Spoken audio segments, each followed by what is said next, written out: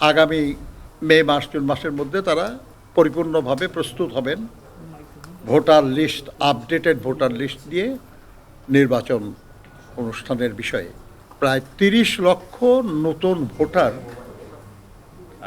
আগামী দিনে যুক্ত হবে। এগুলো তালিকায় বাদ পড়েছিল, তাদেরকে ভোটার আগে করা হয় নাই, তারা হবে।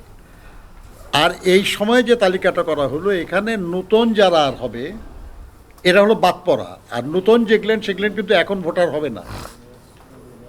এটা 18 বছর হবে আগামী বছর 1 ফেব্রুয়ারি, 1 জানুয়ারিতে 18 বছর হবে।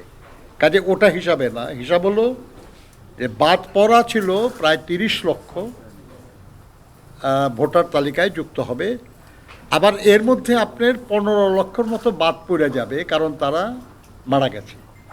তাহলে আলটিমেটলি প্রায় 15 লক্ষের মতো ভোটার বিদ্যমান যে তালিকা ছিল ওই তালিকায় অ্যাড হওয়ার কথা আর কি।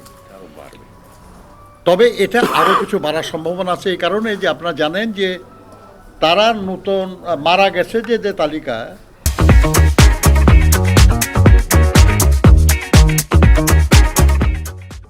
এই তালিকাটা তারা করেছে ইউনিয়ন পরিষদের যে মৃত ব্যক্তিদের যে রেজিস্ট্রেশন তার ভিত্তিতে। আমরা সবাই জানি যে আমাদের দেশে বহু জায়গায় বহু মানুষ তারা মরার পরে ইউনিয়ন পরিষদের রেজিস্ট্রেশন করে না, অর্থাৎ ইউনিয়ন পরিষদের রেজিস্ট্রেশনে তাদের নাম নাই, কিন্তু আসলে মারা গেছে তারা। এগুলো অনুসন্ধান করার কাজ চলতেছে।